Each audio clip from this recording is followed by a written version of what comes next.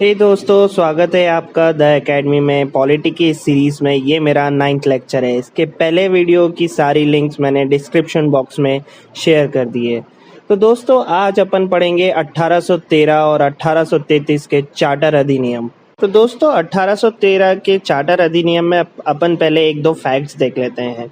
इसमें क्राउन जो होता है वो जॉर्ज थर्ड रहता है और बंगाल का जो गवर्नर होता है, गवर्नर जनरल, वो मिंटो फर्स्ट होता है।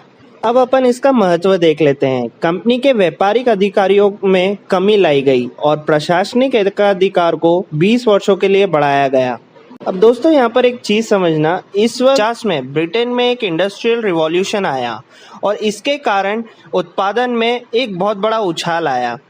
तो सारे इंडस्ट्रियलिस्ट ने ब्रिटिश पार्लियामेंट पे एक दबाव बनाया और कहा कि अब आप हमें परमिशन दे दो इंडिया में ट्रेड करने के लिए।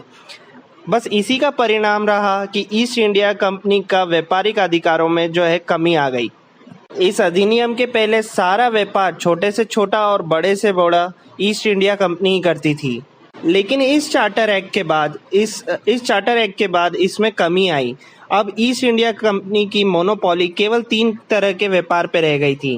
पहला चीन के साथ व्यापार, दूसरा चाय का व्यापार और तीसरा अफीम का व्यापार। इन 3 को छोड़कर अब भारत में ब्रिटेन की कोई सी भी कंपनी आ सकती थी। अतः इसका परिणाम ये रहा कि ब्रिटिश नागरिकों व कंपनियों को व्यापार करने के लिए अनुमति मिली गई 1813 के अधिनियम में। चूंकि व्यापारिक कंपनियां भारत आई तो उनको शिक्षित लोगों की भी आवश्यकता थी। अगर ये लोग ब्रिटेन से लेकर आते उन लोगों को, तो इनको बहुत ज़्यादा एक्सपेंस उनका बेयर करना पड़ता, उनके रहने का, खाने पीने का खर्चा सारी कंपनियों को बेयर करना पड़ता। तो इन्होंने पहली बार शिक्षा पर 1 लाख का बजट जारी किया और भारतीय साहित्य विज्ञान पर भी ज़्यादा खर्चा किया गया। और साथ ही भारत में ईसाई मिशनरी मतलब धर्म प्रचार प्रसार करने वाली संस्था का आगमन की अनुमति दी गई और यही एक कारण बना 1857 की क्रांति का, और इसका हेडक्वार्टर कलकत्ता में था। अब अपन पढ़ेंगे 1833 का चार्टर अधिनियम, जिसको द सेंट हेलेना एक्ट 1833 का अधिनियम भी बोलते हैं। अब इसमें सबसे पहली बात कि क्राउन इस समय कौन था, तो विलियम फोर्थ थे और बंगाल का गवर्नर जनरल विलियम बेंटिक। अब इसको सेंट हेलेना एक्ट इसलिए कहा जाता था, अफ्रीका के पास इस जगह पर एक आइसलैंड था, तो इस द्वीप का नाम सेंट हेलेना आइसलैंड था, जिस पर ब्रिटिश गवर्नमेंट का आधिपत्य स्थापित किया गया था और ये 1833 का अधिनियम के द्वारा किया गया था। अब अपन इसका महत्व समझते हैं। तो पहला, ईस्ट इंडिया कंपनी का एकाधिकार खत्म कर दिया गया है इस एक्ट के द्वारा। और आप जानते हैं कि एकाधिकार 2 प्रकार के होते हैं। पहला, जैसे कि मैंने आपको पुराने वीडियो में बताया था, पहला प्रशासनिक मोनोपोली थी और दूसरा व्यापारिक मोनोपोली एकाधिकार। तो प्रशासनिक एकाधिकार में इस एक्ट के द्वारा तो 20 वर्षों के लिए बढ़ा दिया गया था, लेकिन व्यापारिक एकाधिकार पर जो 1813 का अधिनियम था उसमें तो कमर्शियल राइट्स को कम किया गया था, लेकिन इस अधिनियम के बाद 1833 के अधिनियम के बाद इसे पूर्णतः समाप्त कर दिया गया। तो अब कोई भी कंपनी भारत में आ सकती थी और भारत के साथ व्यापार भी कर सकती थी। अब इसमें सेकंड पॉइंट बहुत इंपॉर्टेंट है। जो रेगुलेटिंग एक्ट 1773 के द्वारा बंगाल के जो गवर्नर था उसको बंगाल का गवर्नर जनरल बनाया गया था, तो अब उसको यहाँ पर भारत का गवर्नर जनरल बनाया गया।